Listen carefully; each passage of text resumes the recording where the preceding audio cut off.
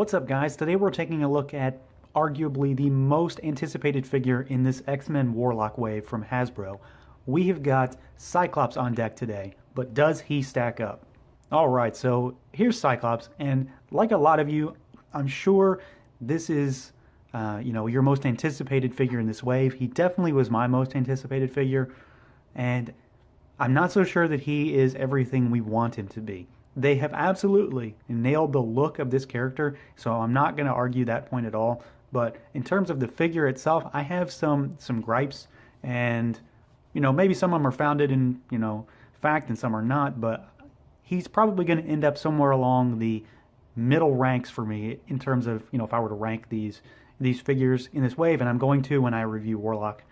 So let's take a look at him real quick and see what he's got going on. So obviously this is the classic Jim Lee style Cyclops, so similar to the Cyclops from the X-Men animated series, and this is the one that sticks out in my mind the most. When I think of Cyclops, I think of like the X-Men #1, the big gatefold cover from the 90s that sold 18 billion copies or whatever, broke records all over for comic book sales, and it's got that classic Jim Lee look on it. So I was really excited about this figure. He's still a good figure. Don't get me wrong. I'm not going to bash this figure too much, but I feel like there are some corners that were cut on this guy that didn't really need to. So the big thing that sticks out to me is that there is no accessory for Cyclops here. And I mean, that's just a big miss for me. I don't get it. Maybe that's just a cost-cutting factor for this wave in general, that they couldn't cost that out. They couldn't cost out a red piece of plastic for an Optic Blast. So I may end up trying to make one. There's a great YouTuber named Zubbie that makes a ton of accessories for Marvel Legends, and she posts a bunch of tutorials. She has one specifically for Cyclops, which shows how to make his blast out of the packaging that he comes with. So I'm going to link that below.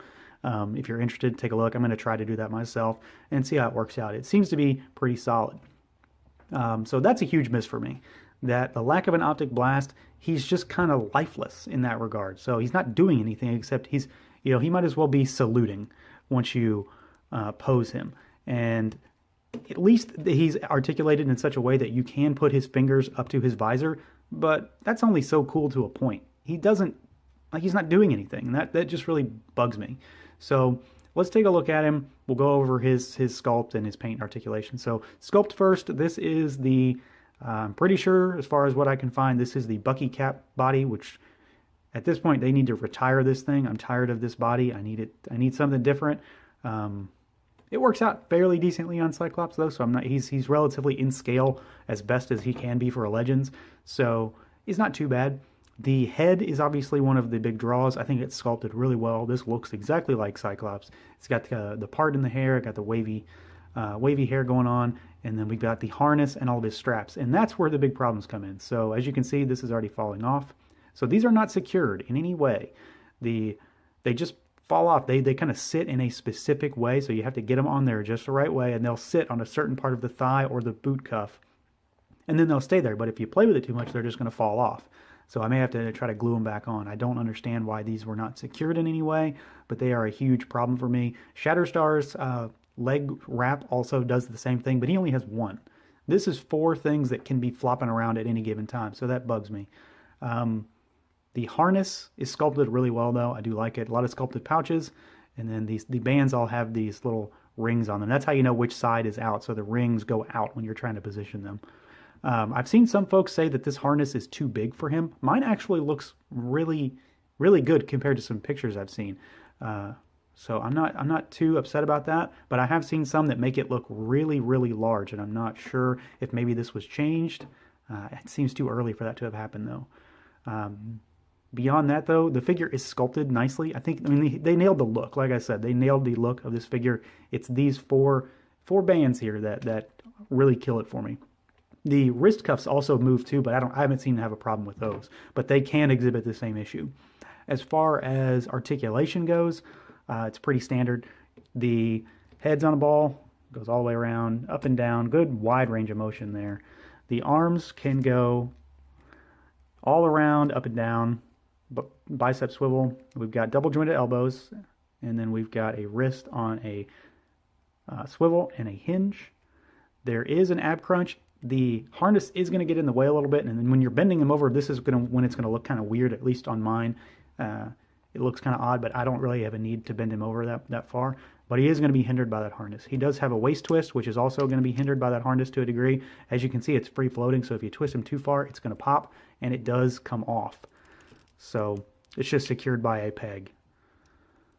Beyond that, we have got legs that go out pretty decently, but not too far. And as you can see, I'm pulling all of these things off by trying to show you this. We have got a thigh cut, we've got double jointed knees, and then there is a boot cut or a shin swivel. Lord. And then we have a nice hinge at the foot, at the ankle, with a rocker down there as well. So let me go ahead and put him back together here. Yeah, you can see how this would be really annoying when you're trying to pose this figure and these just continually pop off. So glue is going to be needed. Now he does have the style pose hand here with the 2 fingers out, so you can twist the arm at the shoulder to give him a wide range of motion and put his hand next to his visor there, which is really great. I do like that. If that pose was not achievable, this figure would be an absolute dud. So at least we have that. As far as paint goes, the figure is molded blue and yellow, so there's not a ton of paint here, but there is a little on the belt, which is attached to the harness. This is all one piece. The red and the black for the X, the red and the black for the X. And then we have the gold metallic paint on the visor with the red for the Optic Blast. And then the hair has a bit of a wash in there. But beyond that, that's pretty much it. There's not a whole lot of paint on him. The one thing, and it's not paint related, it's plastic related, that bugs me is that this harness is not the same color as any of the other colors on here. This is an orange and this is a yellow. I'm pretty sure he should be the same color through and through. So and even if he shouldn't, it doesn't look right. So it looks funny to me. So that's a problem. God, it sounds like I hate this figure, doesn't it? But he looks good. So I guess that's where it comes in. He looks good. He has decent articulation, and he can achieve that iconic pose for the design, which, like I said, is the most important thing about this figure outside of the fact that we did not get a Optic Blast to go along with it. Let me just take them all off right there. All right, so overall, what's the verdict on this guy? He is, for me, kind of middle of the road. They nailed the look of this figure. There's no disputing that. This is the classic Jim Lee Cyclops, and I love the way he looks. If I was going strictly on looks, he would be probably #1 for me. This figure does look the part, and you know he is my Cyclops figure. There's no other Cyclops figure for me outside of this one. Beyond that, though, the miss on the Optic Blast is a huge deal for me. I think Cyclops is kind of naked without it. That's his power. Why is it not represented here?